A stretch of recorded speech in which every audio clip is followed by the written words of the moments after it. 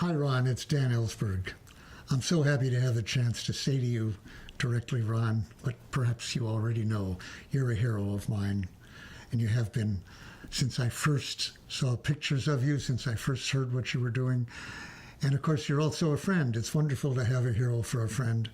And especially, I've loved having you for a friend, and especially since you've gotten more and more lovable over the years.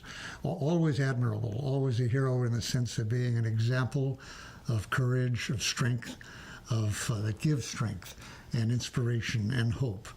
And you're a very valuable person in that respect. But you've become more lovable even over the years as you've gotten more and more aware and committed and expressive of the values of nonviolence, which are values that changed my life really 40 years ago when I encountered them among Gandhians and followers of Martin Luther King who were going to prison to resist the war that you and I took part in and came to protest.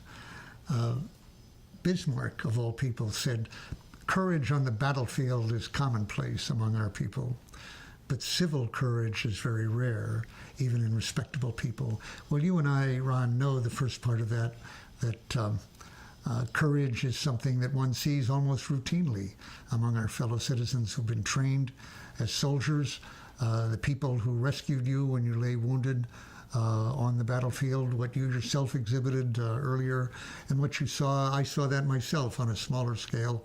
It turns out to be very available to people to be that brave.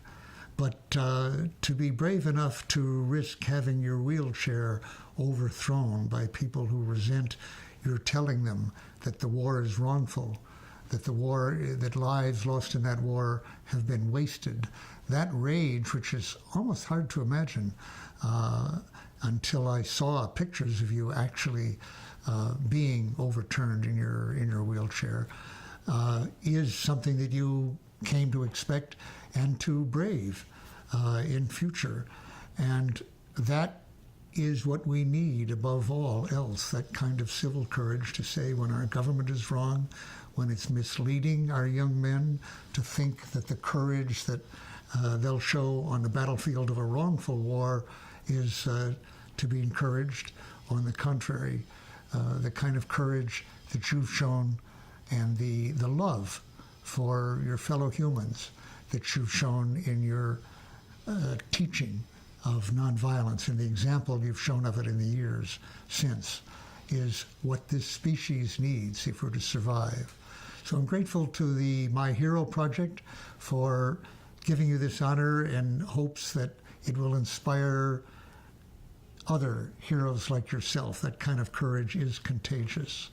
And above all, I thank you for being my friend and being who you are. Thank you, Ron. I love you.